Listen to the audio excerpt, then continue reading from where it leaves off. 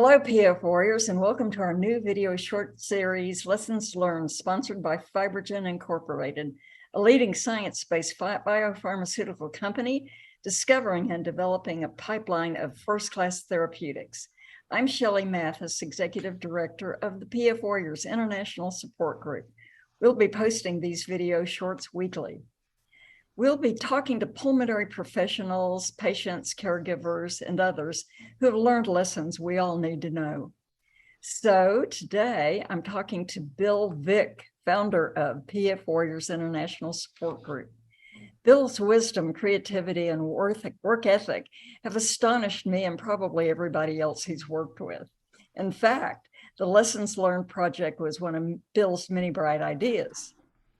So Bill, you and I have worked together almost 8 years now on the development of the PF Warriors, and its international success is amazing. But your ability to envision and implement big things didn't start just 8 years ago. When we've talked about your background, you've often mentioned your experience in the Marine Corps. What was it about that experience that was so meaningful for you for the rest of your life? Well, thank you, Shelley, and good morning, Warriors. Yeah, we didn't rehearse anything, so this is all kind of thoughts and reminiscences and about what happened in my life that made me who I am today. And I look back, I don't think anything to me personally was as formative as the Marine Corps was. And it was a time when I came out of high school.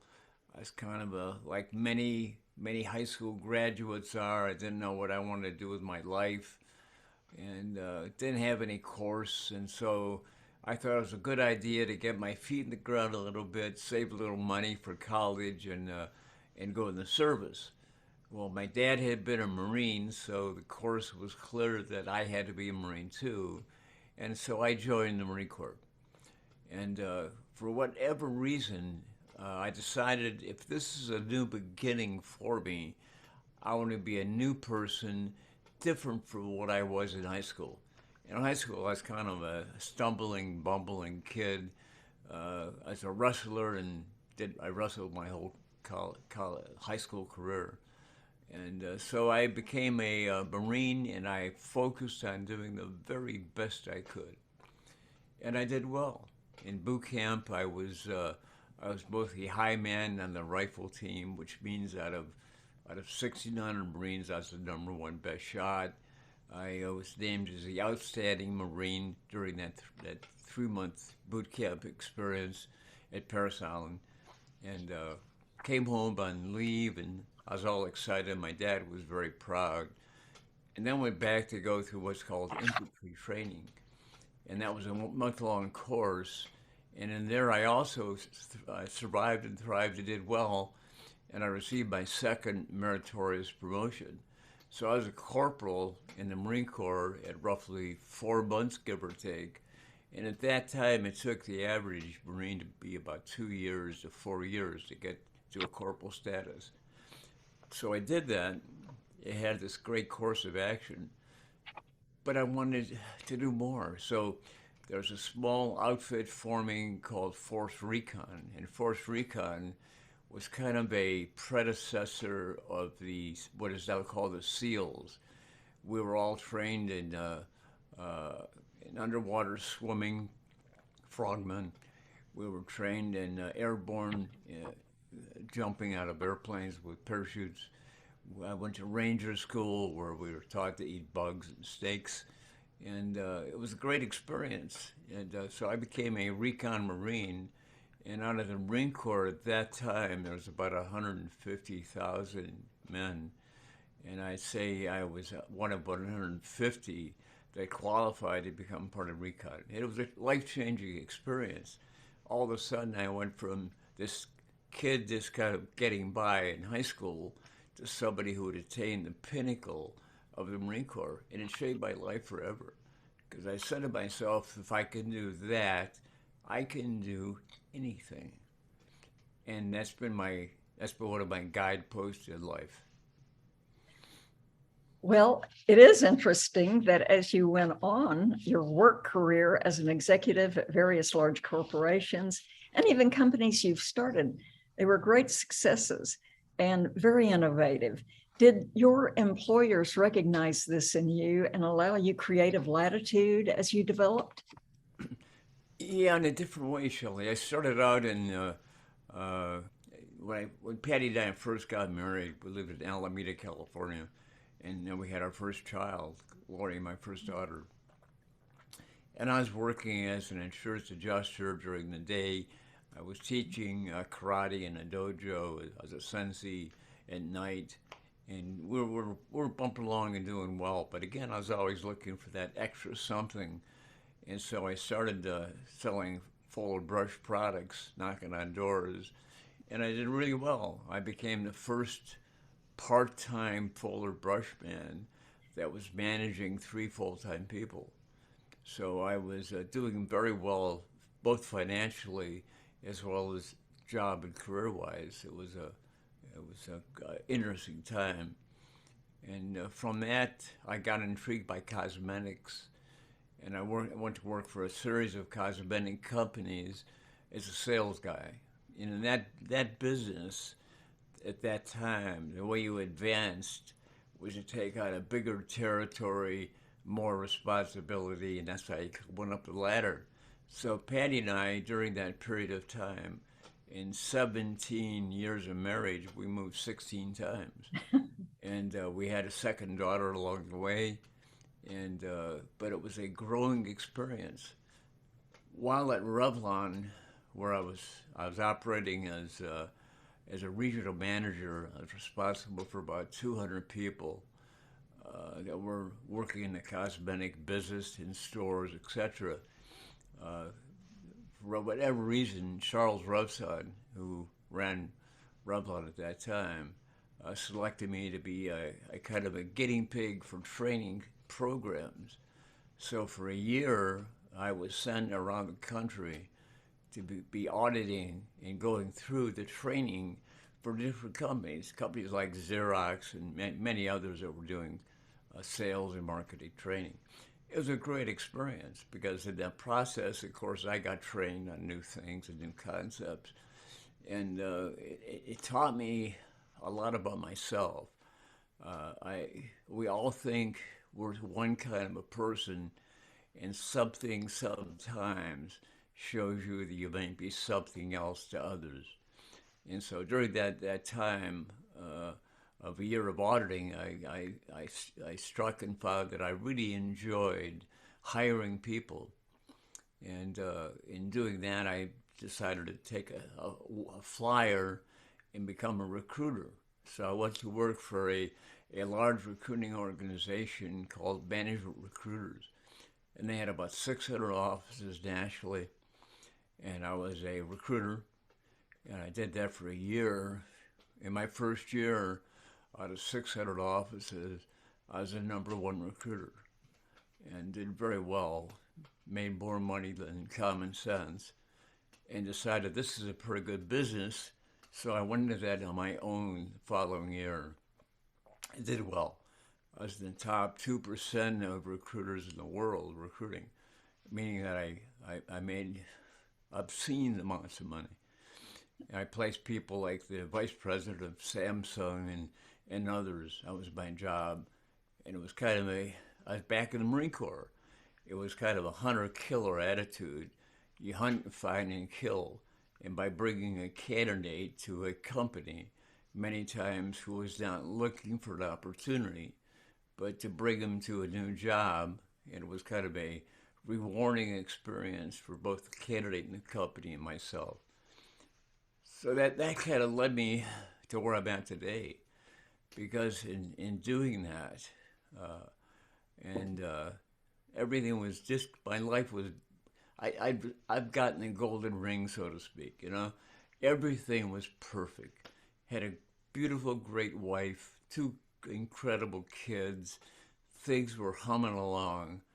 And I was working part-time. I was working part-time so I could spend part-time, became full-time, and competing in athletics. And I've always been a seniors master's athlete, swimming or running or whatever. And so I became a triathlete. And that was a sport that very quickly shows you your strengths and weaknesses. So every day I was running 5 miles, give or take 6 miles. I was swimming about 3,000 yards, give or take. I was biking as possible, 60, 70 miles every day. And I was in great shape. But all of a sudden, one day, I noticed that my swim times dropped. So, and they didn't come back up again. And so I went to my doctor and said, "Hey, I got an event coming up, and I'm really concerned because my swim times and my distances have dropped, and they went from 3,000 to 2,500 yards to 2,000 yards, and when I got down to about 1,500 yards, I got worried because this wasn't right." So my doctor wisely referred me to a pulmonologist, and I had a good pulmonologist at a good medical center. Here in Dallas, we have two large medical centers that have ILD departments, and I went to one of them, UT Southwestern, and I was diagnosed, and it was kind of an eye-opening diagnosis. And I'll never forget the day I went in for tests and had a high-resolution CT scan. And so I get a call from the doctor's office, and there says, "Hey, Mr. Vick, we got your test results." I said, "Okay, good. What is it?" She said, "Well, the doctor wants to review it with you. So is there a chance of you coming down and seeing us tomorrow?" Well, I said, "Sure." Well, tomorrow, in doctors at that time, and I think today too, you're talking 2, 3, 4 months. So I was really impressed. I thought I must have a lot of weight or charisma or whatever. So I did. So Patty and I drive down, and we're talking about dinner that night and movie this weekend, and didn't have a care in the world. And get in the doctor's office, and we're shown into a little private waiting room, which I thought was kind of special. And all of a sudden, there's a knock on the door, and there's a doctor. And he looks at it and he says, "Mr. Vick, we got your test." I said, "Okay, what do we do? What's the deal?" He said, "Well, you have a rare lung disease called pulmonary fibrosis." He says, "I think you have what's called IPF." I looked at Patty, and she looked at me, and I said, "Well, let's do something about it. What do we do?" He said, "Well, there's nothing we can do, because keep in mind, this is 10 years ago. There was no aspirin. There was no OFib. There was no treatment, and it was a really unknown disease." And he said those sterling words that I'll always remember. He said, "There's nothing we can do. We can give you more tests, but we have nothing in our back pocket to help you or cure what you have." And I kind of shook my head, and Patty turned sheet white and all but falls off the chair. So we came home and didn't talk, I don't think, on the whole trip home. Got home, sat down, had a nice glass of red wine, and started talking. And I said, "Well, if they can't do anything for me, I'm going to do something for myself." So I started looking, like many patients do. And my guess is most people that are listening to this or seeing this will have had the same reaction. If they can't fix it for me, I'm going to find out what it is and find out how to fix it myself. So I started plowing into the internet. I went to our friend Dr. Google. I found a lot of bad information. I started calling doctors around the country. In fact, I called 167 doctors who I talked to over the next 2 months. And I talked to doctors everywhere. I talked to doctors in China, as well as the United States and other countries, looking for that magic button you could press that would cure it and fix it and make it go away. And I found the same answer everywhere I went. There's no answer at that time. So I didn't believe I really had I felt good because 3 years into my diagnosis, I was still running races and winning races, and I was still swimming, I was still training, and I didn't notice any problems at all. So I thought to myself that the diagnosis has to be wrong. So to get a correct diagnosis, a second opinion, I ended up going to National Jewish Health in Denver, and I spent a whole week there going through tests, and found out I do in fact have IPF. So I accepted that as my new reality, and came back to Dallas, and I was called about a day later. Craig Cosgrove, who at that time was the medical director of National Jewish Health, and was in the process of moving to the Pulmonary Fibrosis Foundation as their medical director. One of his classmates happened to be my doctor at UT Southwestern, a guy named Craig. And Dr. Craig had me come in and talk about setting up a support group for them, because for them to become a PFF care center recognized for their expertise, one of the criteria is they had to have a support group or community outreach. And they had nobody to do that, and they asked me to do it for them, which I did. And so that started the PF Warriors. And then from there, I went down the street to Baylor Scott and White and talked to them about combining our support group with their patients as well as UT Southwestern, and that became the start of the PF Warriors. And our first meeting I'll never forget as long as I live, and that's when I first met Shelley Mathis. And I was putting together this meeting and didn't know what I was doing, and Shelley had a lot of background and expertise, and more than that, I think, passion about doing something in this community. And so we put together the first meeting for PF Warriors, and lo and behold, we had over 100 attendees. And at that point in time, a good support meeting around the country was probably 25 or 30 people. So 100 people, everyone took notice. And we've now grown our meetings that are virtual, in part because of COVID, where I think our best meeting was roughly 500 people to listen to Dr. Natalie Kaminsky from Yale talk about what's around the corner with this disease. Absolutely. I remember those early days. And did you ever envision that the PF Warriors would become the largest pulmonary fibrosis support group in the world? Well, never. You know, it's like many things in life, I think. Sometimes life has a different vision for us than we have for ourselves. And I had no idea that my experiences and what I was going through was echoed in so many others. What I have gone through is not unique and not different. It's the same as so many people I've met. I think the most important realization I've had in this, I'm going to call it a journey, even though I hate the word, but the most important realization I've had is we're all under the skin alike. You know, it's not about color or size or looks or anything. It's about being a human being.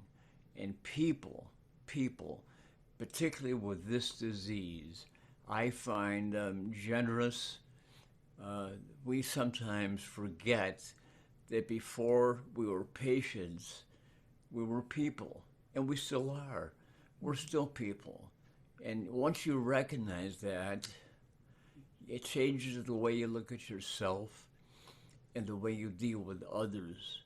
So for me, I would say that my PhD in human management has been the PF Warriors. It's been a great experience and incredibly rewarding. Absolutely. I couldn't agree more. So these are lifetime's lessons that you've learned that have brought you to this place in time. And with the success and you're being innovative and creative, Our sponsor, FibroGen, is certainly a company that values innovation. So what attracted you to FibroGen for this particular project? Well, you know, I first met FibroGen at a PFF summit in Nashville, Tennessee, maybe, 4 or 5 years ago. And at that time, they were like many fledgling small companies, and they were trying to get a foothold in this marketplace. And there were big guys in the market like Boehringer Ingelheim and Roche Genentech, but they were going to try to grab a toehold. And I was walking around just kind of visiting with the exhibitors to find out who they were and what they did. And I'll never forget, I walked up to their booth. Now, their booth wasn't a booth. It was two tables because they were a small company. And it was staffed by about 3 people.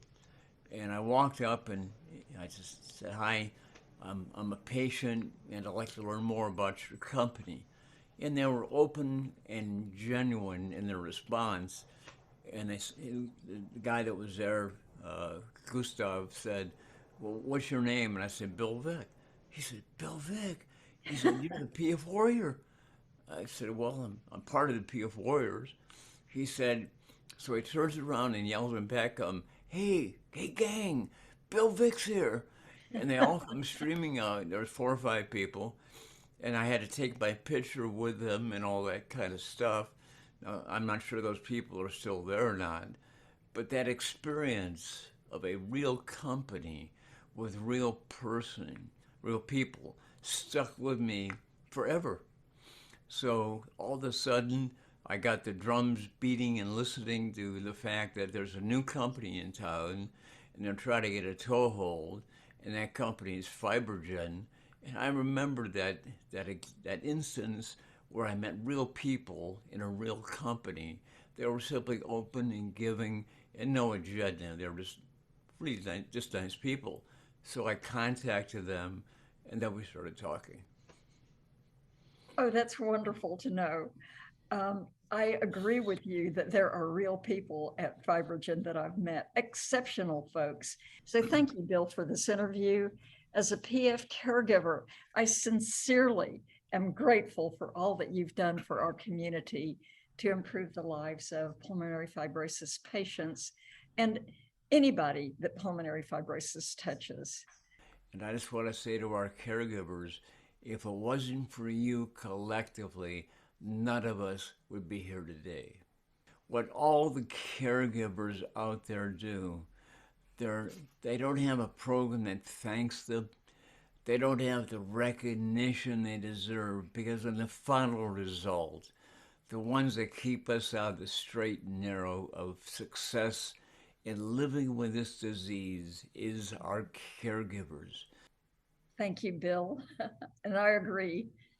And thank you all for watching today's Lessons Learned program. And I hope to see you all next week. Bye-bye.